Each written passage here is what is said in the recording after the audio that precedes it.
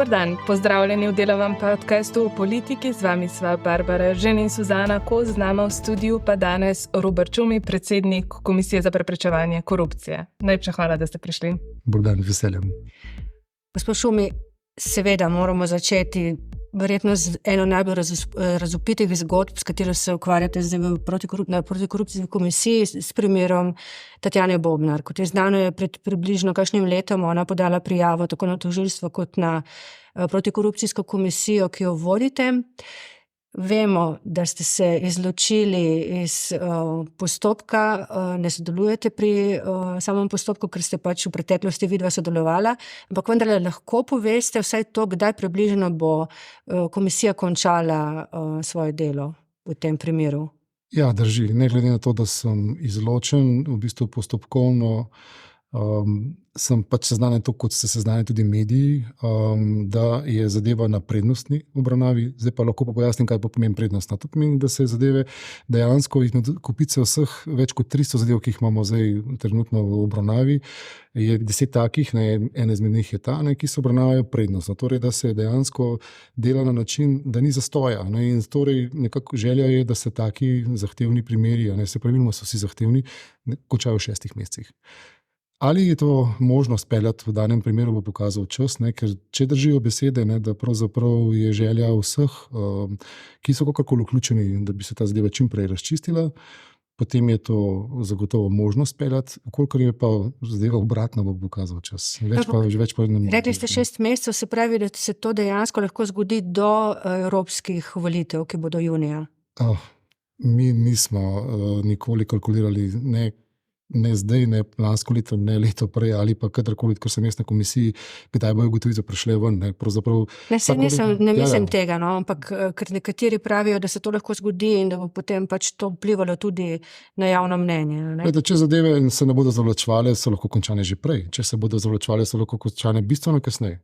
Namreč, kako bo postopek potekal, ne vem, kot pa sami veste, kot sem tudi jaz seznanjen, pa tukaj komisija ni edina organ, ki se s tem ukvarja. In kadar v bistvu komisija je v sodelovanju z drugimi organi, primer tožilstvom in policijo, te zadeve vedno tečejo dlje časa, ker smo tudi odvisni od njih. Omenili ste tožilstvo, policijo, je bil to tudi razlog, zakaj je predhodni preizkus v tem primeru trajal tako dolgo? Trajal namreč skoraj da leto dni, preden se je komisija sploh odločila, ali boste uvedli preiskavo ali ne. Slučajno seznanjeni informacijo, da je bila v tem primeru tudi tožilka zaradi neodzivnosti zamenjana? Tega ne vem. O tem nisem seznanjen in tudi predlagam, da to pojasni moj namestnik, ko bo zdaj prvi trenutek za to, če je bilo kakorkoli povezavi z zavlačevanjem. Jaz, kot sem seznanjen, je bilo razlog, da ni bila zadeva prej končana, je tudi v tem, da pač sodelovanje s tožilstvom in policijo pač terja svoj čas. Več od tega vam žal ne morem povedati, ker sebinsko res ne vem. Mogoče, če gremo še k ugotovitvam, ne vemo, kakšne bodo, pa vendar, skladno z novelo zakona o SDH je nekdo, ki je spoznan za kršenje integritete, ne more biti več nadzornik ali član uprave. Drži. Ali menite, da je lahko tak človek še predsednik vlade?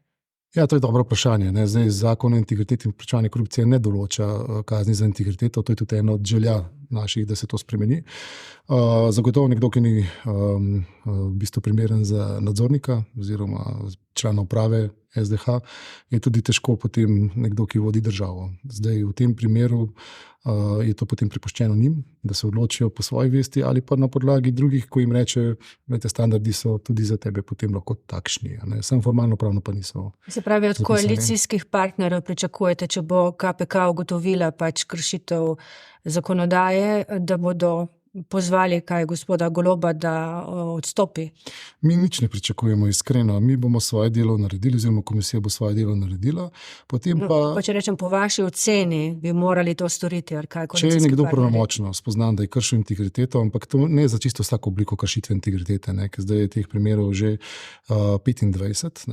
In da je nekaj storil, kar ne bi smel, pa s tem intenzivno ali pa res hudo posegel pač v prekoračitev svojih pristojnosti, v zlorabo, naprimer, funkcije. Potem je tukaj res vprašanje, ali si še primeren, da to upravljaš naprej ali ne. Jaz sem svoje mnenje že povedal, da v bistvu, če se pokaže, da je zdajšnji predsednik vlade torej kršil integriteto, bi pričakoval, da ponudi odstop oziroma da prevzame odgovornost. Če ne bo odstopil, naj pojasni, zakaj ne in v bistvu, kakšne konsekvence bodo nastale z tega. Z gospodom Golobom ste se sicer ukvarjali tudi v primeru intervjuja, ki ga je dal v zvezi s Gallupovim testom.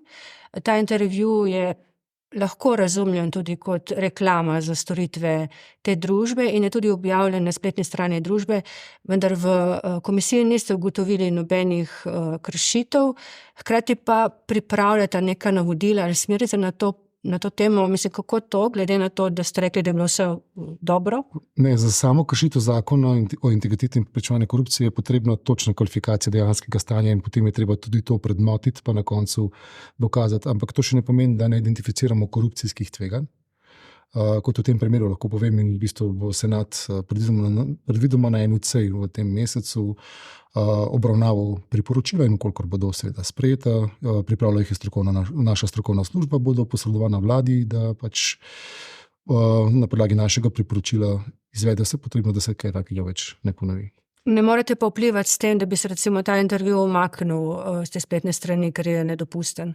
Jaz mislim, da lahko to eno tudi od posledic, da sami umaknejo, oziroma da rečejo, zakaj tukaj ni nihče favoriziran. Potrebno je začeti prevzemati odgovornost za to, kar počneš in znati pojasniti, zakaj potem tudi naprimer na podlagi ugotovitev ali pa priporočil institucije kot je KPK ne ukreneš ničesar, se v bistvu ne strinjaš, pojasni, argumentiraj in če argumenti zdržijo, potem je to vse v redu. Če pa si tiho, se v bistvu pravzaprav ignorantsko obnašaš in pa ne upoštevaš, potem pa tukaj kažeš neko nezrelost oziroma odnos do pravne države. Tako da v tem primeru bo zanimivo pač videti, kako se bo vlada odločila. Navajeni smo že, da močne kritike slišimo iz SDS. Vas je presenetilo dejstvo, da ko ste se začeli ukvarjati s temi omenjenimi primeri, da so enako ostre kritike na vas letele tudi iz Gibanja Svoboda? Recimo slišati je bilo ocene, da ste tempirali, kdaj boste objavili recimo informacije o tem, da 7 ministrov ni objavilo omejitev poslovanja, pa kdaj boste začeli postopek recimo zoper nekdanjo ministrico Sanjo Ajanović-Hovnik glede razpisa za nevladne organizacije. Skratka, obtoženi ste bili, da sodelujete pri rušenju vlade Roberta Goloba. S pomočjo globoke države, stricev iz ozadja, za katere sem jaz želel, da jih nekdo pač poimenuje, da bom vsaj vedel, kdo so ti ljudje, ki vsakodnevno očitno vplivajo na nas in na moje odločanje. Poglejte, zadeva je taka, nismo bili presenečeni. Lahko pa rečem, da če ima SDS stalno agendo, da pravzaprav nasprotuje KPK-ju in njenem obstoju, si za Svobodo zagotovo nismo ali jaz osebno, če rečem za sebe, nisem pričakoval, da bodo šli pač v javnost s takim pristopom. Ker ne nazadnje, lahko rečem, da po drugi strani je pa stroka, tako domača kot pa mednarodna, pa poenotena, da ko pravzaprav te začnejo kritično rušiti neutemeljeno, na podlagi neutemeljenih kritik. Tako predstavniki opozicije kot pa pozicije, potem pomeni, da delaš dobro. Medtem, ko če gremo pa še korak dlje, tisti, ki pa pozivajo k tvojem ukinjanju, pomeni pa, da pač so nezreli, da ne razumejo, kaj pomeni regulator ali pa taka institucija za pravno državo in pa še sploh ob dejstvu, da v zadnjem obdobju, zadnjih let takšne institucije v Evropi, v Evropski uniji nastajajo, ne da se jih ukinja. To ne vejo ali pa pač ignorirajo in ne pozabljajo. Čeprav namera resna je že bila, tudi za časa tretje vlade Janeza Janše, mislim, da je nekdanja ministrica za pravosodje Lilijana Kozlovič to tudi javno povedala, da so vas želeli ukiniti. Drži. Razumete, da te namere še obstajajo še danes, glede na to, da v državnem zboru recimo poslanci, tudi SDS, pa verjetno tudi kdo drug, naročajo raziskovalne naloge, kjer je posredno mogoče razbrati, da si želijo vaše ukinitve? Ja, drži. Še nedolgo nazaj je visok predstavnik opozicijske stranke v javnosti rekel, da je to ena od prednostnih točk na njihovi agendi, ko v bistvu bodo nove volitve in če zmagajo, da bojo ukinili KPK. Skratka, ne poznajo potem trenda v tujini, ker dejali ste, da se takšne institucije, kot je protikorupcijska komisija, pri nas ustanavljajo tudi na Madžarskem, Pa, če pustimo Madžarsko ob strani, zadnji ste ustanovljeni Cipr pa Portugalska. Ne? In Francija je za nami, Italija je za nami. Ne? To niso države Balkana, kot je bilo pogosto slišati, da pač naša KPK kot ostanek nekega Balkana. Tukaj KPK je bila ustanovljena zelo zgodaj, ne? Čisto v času razvoja mlade države, torej pred 20 leti, letos se bo obeležilo 20 let. Potem pa je razvoj pokazal, ne, tudi odnos politike do institucije in pa do ignorance, nespoštovanja in vsega tega, da pravzaprav očitno imamo predvsej nezrelih voditeljev, ki ne razumejo, da je ta regulator potreben za pravno državo. Je mogoče tudi tukaj razlog, zakaj Slovenija se zadnje leto je znova zdrsela na indeksu zaznave korupcije, dosegla je rekordno nizko oceno. Kaj pričakujete letos? Zdaj, kmalu ne bi objavili novi indeks. Ja, Transparency International vsako leto konec januarja objavi rezultate za preteklo leto. Mi ne bomo presenečeni, če bomo še zdrseli, glede na to, kaj se dogaja, in nažalost, v bistvu sami tega trenda ne moremo obrniti navzgor. Zato osnutek tako nove resolucije, kot vsi naši pozivi gredo k temu, da mora vsak prispevati svoj delež. Torej, potrebno je pač, da tako organi preiskovanja, pregona, v bistvu sojenja, seveda mi, prevencije, kot tudi v bistvu potem civilna družba, vključno z vami mediji in pa gospodarstvo, prispevamo svoje oziroma prispevajo svoje, in pa da nehamo prelagati odgovornost drug na drugega in da se pač začne dejansko družbeno-politična razprava, ali si želimo iti naprej od te točke. Ne? Ker pred 20 leti je bila Slovenija identično kot Estonija označena kot korupcijsko najbolj odporna država. Ne? To je možno prebrati v poročevalcu Državnega zbora. Danes je Estonija v družbi najbolj razvitih držav, mi pa nismo. In vprašanje zakaj? Ali kot da bi nekomu koristilo, ali ni bilo volje, želje, ali je to v bistvu institucija, ki je morala nastati, ne, da v bistvu bi želeli imeti, ali je tudi potem zakon o integriteti in preprečevanju korupcije 2010, ne, v bistvu nastal za to, da je pač izpolnjeno pričakovanje do Evropske unije, do vseh standardov, ki jih imamo v teoriji, torej na papirju. Kako pa v praksi pa kaže v bistvu vsakodnevna realnost? No, govori se neuradno, naj bi premier Golob v določenih krogih že izjavil, da tudi če komisija ugotovi, da je šlo v primeru Bobnar za kršitev zakona, da ne misli odstopiti. Ne. Tako da To ne vem, ja. Govori se neuradno, se mi nismo bili zraven, ampak ko smo se pripravljali z Barbaro na ta naš pogovor, sem šla jaz gledati tudi, kaj imate objavljeno na spletni strani glede sprememb premoženja funkcionarjev. Moram povedati, da meni ta vaša tabela ne pove prav nič, ker recimo pri predsednici republike piše na primer pridobitev denarnih sredstev, usvojitev obveznosti. Ne?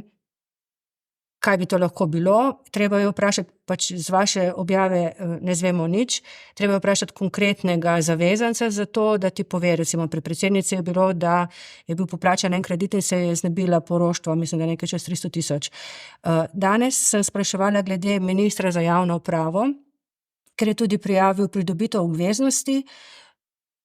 Njihov odgovor je bil, ministrov odgovor je bil, s to prijavo sem zadostil zakonskim zahtevam, kar nam spet nič ne pove, ne? Ker zdaj lahko bi špekulirali in bi rekli, verjetno je najel kredit za to, da je poplačal zunaj sodno poravnavo z svojim nekdanjim podjetjem SPL. Skratka, te informacije, ki jih vi objavljate, so v bistvu tudi, če jih ne bi objavljali, ker nič ne povedo. Gre za svojevrsten paradoks.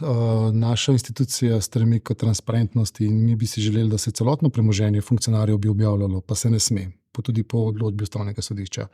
Po zakonski ureditvi bi se morali objavljati celotne spremembe premoženjskega stanja, ki nastanejo v bistvu v teku mandata nekega funkcionarja. Pa je tukaj tudi prišlo do navzkrižja pogledov med Ministrstvom za pravosodje in pa informacijsko pooblaščenko. In v bistvu mi objavljamo samo tisto, kar zdaj tudi po stališču informacijske pooblaščenke smemo, in si želimo, da bi se v bistvu spremenil zakon v tej smeri, da bi bil natančno določen, kaj se sme in kaj se ne sme objavljati, in pa da bi se to zgodilo čim prej. Zato smo že podali pred časom pobudo na Ministrstvo za pravosodje, da bi se zakon spremenil. Ni šlo v proces, upamo, da bo to šlo čim prej. Ni pa to edini institut. Pred časom kdaj? Za časa te vlade?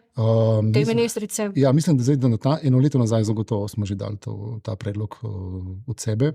Pa to ni edini institut, ki je potreben prenove. So tudi drugi, ko se je pokazalo v praksi, da je pač problem. Veste, v praksi res pride do anomalije in jaz razumem tako vas medije, kot tudi javnost, da je nezadovoljna s tem, kar mi prikazujemo. Ker namreč, če si ti kupil avto vreden 120.000 evrov ali pa kupil avto za naprimer 12.000 evrov, vi zberete samo, da sem dobil neko premičnino na 10.000 evrov. To ni isto. In zdaj tako, mi imamo podatke, nam jih poročajo in potem mi lahko sprovedemo seveda svoje postopke, pa ugotovimo, ali nezakonito poveča premoženje, ampak vi pa tega pogledate. Kolikrat pa to naredite, recimo? Vsakič, ko je sum, ker teh zavezancev... Ampak koliko je recimo tega, ker recimo, ko smo gledali, Oštro je opozoril recimo na to, da 7 ministrov ni prijavilo omejitev poslovanja. Mislim, da so oni vas na to opozorili. Vsekakor je malo zaskrbljujoče tudi to, ne? Ne, mi smo dobesedno v času pred volitvami se odločili, da bomo pač šli v sistematični nadzor vlade, ministrov na državni ravni. Torej, o tem smo obveščali, da je potrebno izpolniti obveznosti, potem smo jih pozivali že, ko so volitve bile mimo in na koncu ugotovili, ne, ko smo pridobivali podatke, da dejansko niso izpolnili svojih obveznosti, izvedli postopke, ki so pač pred kratkim bili objavljeni, ker prekrškovni postopki pač terjajo tudi svoj čas. Zagotovo nam novinarji pomagate, ne, s svojim raziskovalnim delom. Dejstvo pa je, da mi sami dobimo določene informacije, na podlagi njih pokrenemo postopke, ampak teh zavezancev je več kot 20.000. Mi pravzaprav z ekipo, ki jo imamo, sledimo temu, da pregledamo, ali zadeve štimajo. Si pa nadejamo, da bo zdaj z novo informacijsko tehnologijo letos največ zaživel novi RR, pa tudi nova pač ta v bistvu predhodna platforma Koruptijo, da nam bo omogočil lažje poslovanje, po domače povedano, da bi imeli na podlagi tako imenovanih red flagov, seveda tistih rdečih zastavic, možnost, da se ti že avtomatično pojavi nekdo, ki ga potem greš detaljno potem gledati naprej. Ampak kako si vi to razlagate, ker pravite, da objavljate to, kar je pač dovoljeno, kar je... Javnosti, tako navzven. Ja, seveda, ja. V Italiji so imeli ravno pred koncem leta lanskega polemike o tem, ker so pač politiki zavezani, da objavijo spremembo svojega premoženja oziroma dohodninsko napoved in je recimo pri nekdanjem premierju Renciju pokazalo, da je dobil nekaj čez 3 milijone evrov prihodkov je imel. Ne. V Italiji je to lahko, pri nas pa ne moremo. Pa na Hrvaškem, pa v Franciji. Očitno nimajo težav z zakonsko ureditvijo, pa s tolmačenjem zakonodaje. Vas lahko vprašam sam še za eno mnenje. Recimo, omenil sem, kako so odgovorili na moje vprašanje na Ministrstvo za javno upravo. Ne? Jaz vprašam, da ministrstvo, komisija pač objavlja to spremembo premoženja in ne želijo odgovoriti. Se mi zdi to neka zaveza transparentni politiki. Mislim, ne vem, zakaj bi to skrival, če nima ni za skrit. Javni funkcionar je, minister je, poslanec je bil. Tako bi moralo biti, tudi naše stališče je takšno, ampak proaktivna transparentnost ob takšni zakonski ureditvi je na njihovi strani. Tista minimalna transparentnost je pa, da vam pač povedal tisto, kar vam so dolžni povedati in da rečejo, da so izpolnili zakonske obveznosti, mi pa trdimo, da dejansko smo dobili, da pač nimamo sumov, da bi kazala neko neopravičeno povečano premoženje, pa da se skriva prenašanje nekoga druga. Imamo pa, gledajte, vse več teh primerov, ker smo se lotili sistematično tudi z novim pristopom, pa sodelujemo s Fursom, tukaj pa z UPPD-jem, se pravi z institucijami. Na podlagi tega bo zagotovo se obrodilo tudi kakšno delo, ne morem pa reči, da smo tukaj uspešni. Absolutno je tukaj prostor za napredek. Pri tem in še marsikakšnem drugem našem institutu, ker jih imamo kar nekaj. Ne.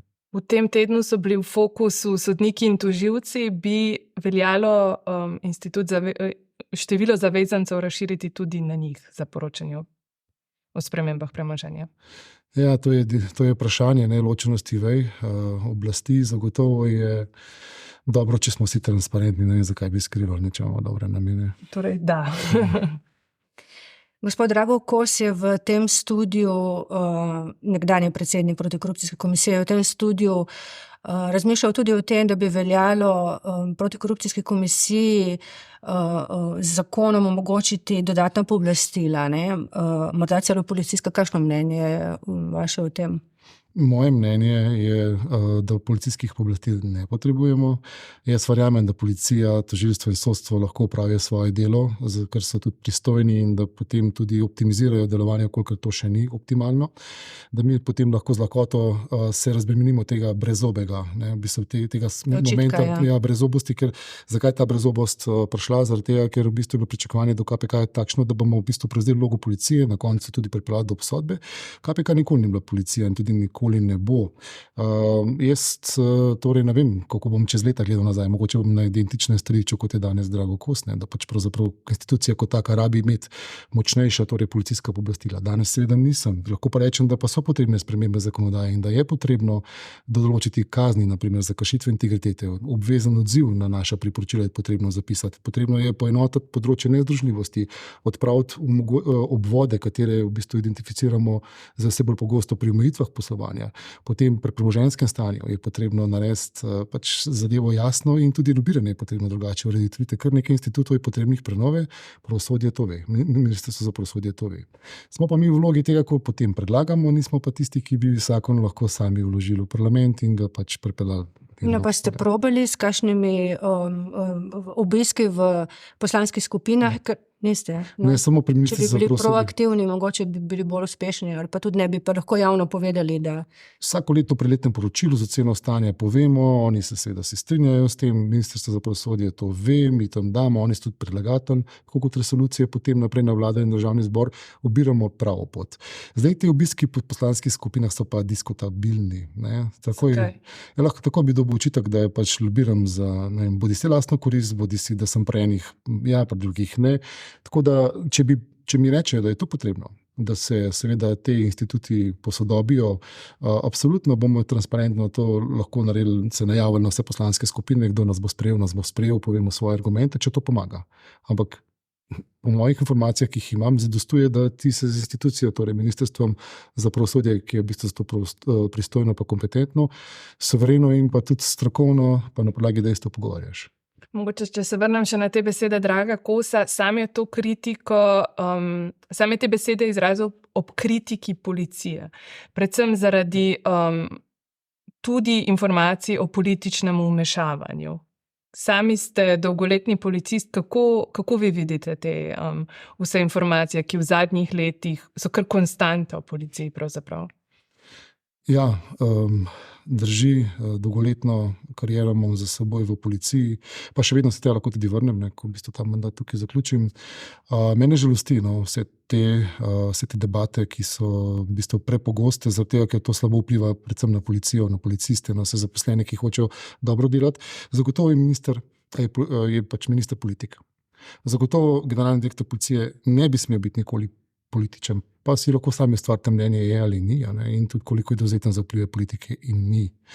Dejstvo je, da v 30 letih oziroma zdaj 32 letih se je zamenjalo kar nekaj generalnih direktorjev policije in pa kar nekaj ministrov. Veste, da je Drago Kos ocenil, da je v bistvu samo gospod Fang bil v zadnjih letih tisti generalni direktor policije, ki ni dovolil vmešavanja politike v delu policije. Se strinjali s to oceno? Jaz težko rečem, da je bil edini, zato ker neposredno jaz nisem imel vpliva, kako minister general nalaga ali mu ne nalaga neke obveznosti. Je bil zagotovo eden od stoičnih generalnih direktorjev policije, pa mislim, da ni bil edini. Zagotovo je še kdo tak, ki se je v bistvu zelo zavzemal za policijo in strokovnost, avtonomijo in tako dalje. Pa tudi ministri so si različni. Glejte, tudi eni imajo v bistvu zelo razdeljeno, kaj smejo in ne smejo. Pa seveda tukaj je potem vprašanje pa celotne politike od vlade navzdol, kakšno percepcijo ima, komu služi policija. To je pomembno vprašanje. Kako vlada vidi v bistvu policijo kot odvisen ali kot neodvisen organ. Pa ne v besedah, pa pojasnevanju, da je to neodvisen državni organ. V dejanskem, vsakodnevnem ravnanju. Morda, če odpremo še zadnjo perečo temo, s katero se tudi na KPK ukvarjate, bi morali zakonsko urediti popoldansko delo ali pa prodajo znanja, ki se ga grejo recimo zaposleni v javnem sektorju. Pa to lahko rečemo, da je kar vse splošno sprejeta praksa, od profesorjev do raznih državnih organov, do RTV Slovenija. Mislim, da je to kar vse splošno. To so posledice dolgoletne prakse, ki je dopustila, da je situacija takšna, kot je. Zdaj, mi smo zakonsko pristojni samo za funkcionarje, ne za javne uslužbence in za uradnike na položaju, ki so tudi zakonsko regulirani v bistvu zakonu o javnih uslužbencih. S tem, da tista naša želja je, da bi se dejansko določilo, kaj se sme. Se ne sme, da se poenoti na enem mestu. Zagotovo nekdo, ki je bil, na primer, habilitiran profesor, se odloči na funkcijo ali pa če želite kirurg, pa potem bo nadaljeval svoje življenjsko življenjsko delo tudi tam naprej, ne, je upravičen do tega, da ohranja to status habilitacije. In to je drugače. Če pa ti v bistvu izkoristiš funkcijo, ne, ali pa delovno mesto, ne, na katerem si zato, da postaneš prepoznan in te samo na podlagi tega vabijo, pa v bistvu potem... In za dodatno zaslužek. Ja, to je zloraba. Je pa dejstvo, da naše stališče je, da bi javni sektor, se pravi institucije javnega sektorja, morajo v prvi vrsti delati v javnem interesu neodplačno, torej v tem, da v času službe greš, odpredavaš tudi zakon, ki se pripravi, delaš odpredavaš, razlagaš, tolmačiš v času službe. Nažalost je vse pogosta praksa, ne, da se jemlje dopust, da se potem to dela proti plačilu, da vodje to tolerirajo, s tem pač si kupujejo nek socialni mir. Ne. Ko smo mi zagrizli v to in zdaj pred časom, nedolgo nazaj, ne, ko smo spremenili sistemsko pojasnilo o tem institutu, pa smo rekli, da pač je tukaj zelo veliko omejitev, smo naleteli na odpor. Ne, zato, ker je očitno leta 2023 bilo toliko zakasnelo, ne, že za urejanje te situacije, ni pa nikoli prepozno, ne gre pa zlahka. In želimo si, da bi bilo več razumevanja pa podpore od drugih institucij, da je treba tukaj narediti red. Ste optimistični ali pesimistični ali realistični v začetku leta novega, da se bo kaj spremenilo v vseh teh področjih, o katerih ste govorili, je bilo treba še urediti, ali ste tako že utrujeni po 4 letih, to je to, ne da se nič?